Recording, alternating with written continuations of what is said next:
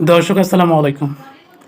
আমরা জানি যে আজকে ইস্টার্ককে ঢাকা সিটি কর্পোরেশনের মেয়র করার জন্য একটা বড়সড় মহাসমাবেশ হচ্ছে এবং যারা ইস্টার্কের ভক্ত আছে বা তার যারা শুভাকাঙ্ক্ষী আছে বা তাকে যারা মেয়র হিসেবে দেখতে চায় তাদের নিয়ে মোটামুটি একটা ভালো সমাবেশ তিনি গড়ে তুলছেন এবং সেটা ঢাকাতে হচ্ছে। তো এই বিষয়টা আজকের সবচেয়ে গুরুত্বপূর্ণ একটা টপিক। এখানে বলছে যে সচিবালয় অভিমুখে ইস্টার্ক সমর্থকদের লং মার্চ কর্মসূচিতে পুলিশের বাধা। মানে তারা লং মার্চ কর্মসূচি শুরু করছে, সেখানে পুলিশ বাধা দিচ্ছে। তো বলছে ঢাকা দক্ষিণ সিটি কর্পোরেশনের ডিএসসি মেয়র হিসাবে ইশরাক হোসেনের দায়িত্ব নেওয়ার দাবিতে সচিবালয় অভিমুখে লং মার্চ কর্মসূচিতে বাধা দিয়েছে পুলিশ।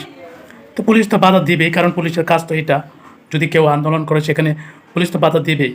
কারণ আমরা জানি যে গত কয়েকদিন আগে গত একদিন আগে জগন্নাথ বিশ্ববিদ্যালয়ের ছাত্রছাত্রীদের যেখানে বাধা দিচ্ছে, সেখানে তো এটা একটা রাজনৈতিক দল, তো সেখানে তো তাদের বাধা দিবে, এটাই স্বাভাবিক। এরপর বলছে ব্যারিকেডের কারণে সচিবালয়ের দিকে যেতে পারেনি ইস্টার্ক সমর্থকরা।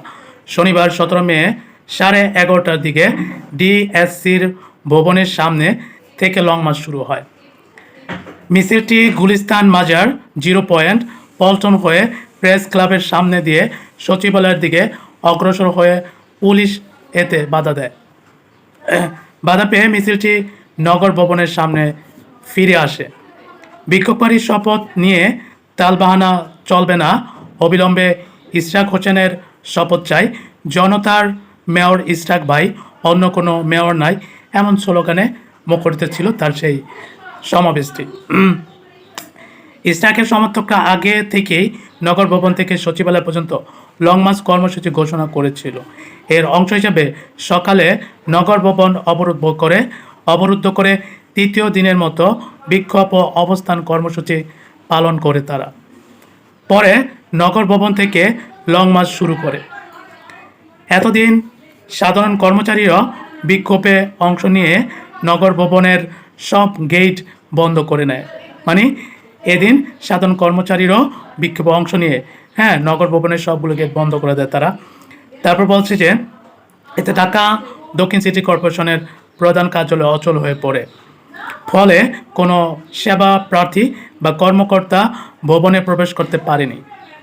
বিক্ষোভকারীদের অভিযোগ, আদালতের রায় ও নির্বাচন কমিশনের গেজেট প্রকাশের পরও ইশরাক হোসেনকে শপথ হিসাবে দায়িত্ব নিতে দেওয়া হচ্ছে না। এটা ঠিক, যেহেতু আদালত তাকে মানে রায় দিয়ে দিচ্ছে এবং তার দায়িত্ব নেওয়ার যেহেতু একটা গেজেট প্রকাশ করতে, সেহেতু তো তাকে মানে এখন দায়িত্ব নেওয়ার তার তো দরকার।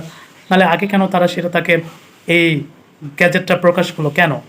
আগে থেকে তারা বলে দিত যে না, এটা সম্ভব না। আচ্ছা, এরপরে আমি আরও কিছু কথা বলবো, আগে আমরা একটু নিউজটা জানি। এরপর বলছে যে তারা অভিযোগ করেন জনতার রায়ে নির্বাচিত ইশরাককে দায়িত্ব না দিয়ে জনগণের সঙ্গে বেইমানি করা হচ্ছে। শপথ না দেওয়া পর্যন্ত আন্দোলন চালিয়ে যাওয়ার ঘোষণা দেন তারা। 2020 সালের 1 ফেব্রুয়ারি অনুষ্ঠিত ঢাকা দক্ষিণ সিটি কর্পোরেশনের নির্বাচনে বিএনপির ইশরাক হোসেনকে পরাজিত করে আওয়ামী লীগের শেখ ফজলে নূর তাপস মেয়র নির্বাচিত হন। তবে 27 মার্চ ট্রাইব্যুনালের রায়ে তাপসের বিজয় বাতিল করে ইশরাককে মেয়র ঘোষণা করা হয়।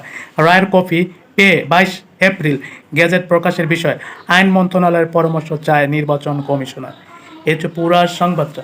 এখন কথা হচ্ছে যে আচ্ছা, যারা সাধারণ মানুষ আছেন, আপনারা আমরা বিষয়টা হচ্ছে যে এরকম আমরা যারা মনে করি যে শেখ হাসিনার আমলে যতগুলো নির্বাচন হয়েছে সবগুলো বেআইনি হয়েছে, সবগুলো অবৈধ নির্বাচন হয়েছে এবং সেটা একচেটে নির্বাচন হয়েছে, এটা সবাই জানে।